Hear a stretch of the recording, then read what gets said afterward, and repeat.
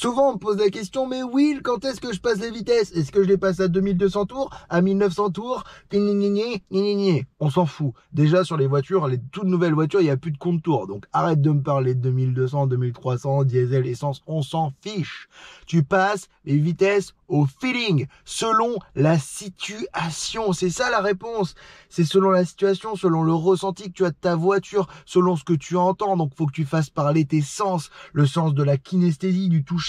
Tu ressens ta voiture qui tremble, le sens de l'audition, de l'ouïe. Tu l'entends faire du bruit. Dans ce cas-là, tu passes la vitesse. Quand elle gueule trop, quand elle vraiment elle rugit, tu vois, elle fait beaucoup de bruit, c'est que là, il faut peut-être passer la vitesse. Maintenant, quand elle rugit, c'est ce qu'on appelle un sur-régime. Le sur-régime, c'est bien quand tu veux t'insérer dans un rond-point, quand tu veux quitter une agglomération ou une intersection et monter vraiment dans les tours pour atteindre de la puissance. Une petite comparaison très simple, le sur-régime, c'est comme toi quand tu fais du sport, eh ben, tu es en sous-régime, c'est-à-dire que tu vas augmenter ton rythme cardiaque, tu vas augmenter les rythmes de ton cœur pour pouvoir essayer de pomper plus de sang.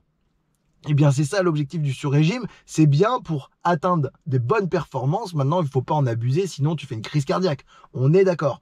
Donc, en règle générale, on passe les vitesses quand ça fait un petit peu de bruit. Maintenant, si on veut de la patate, si on veut de la puissance, on peut pousser un petit peu sur l'accélérateur. Ça fera plus de bruit, ça fera du sur-régime, mais ça donnera plus de performance. Voilà. Après, j'ai envie de te dire, il faut que tu pratiques. Il faut que tu fasses les choses. Le sous-régime, c'est quand la voiture, elle fait...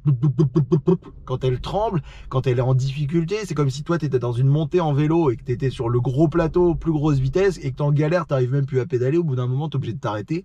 Et ben, au bout d'un moment, ta voiture, elle va caler. Donc le sous-régime, ça sert strictement à rien. Donc on ne l'utilise jamais le sous-régime. Comment on fait pour ne pas y aller? Eh bien, il faut que tu penses tout simplement à rétrograder. Tu arrives sur un rond-point, tu es en quatrième, tu penses à mettre la troisième, puis tu penses à mettre la deuxième. Tu es en deuxième, ta voiture elle tremble. Eh bien là, tu vas mettre ta première. Tu vois, c'est ça. On évite d'aller sur du sous-régime parce que ça ne sert à rien. Et c'est pour ça qu'il faut penser à rétrograder. Allez, ça fait pas mal d'infos. J'arrête de t'embêter. Je te dis à bientôt dans une prochaine vidéo. Prends soin de toi, kiffe ta life. Ciao, ciao.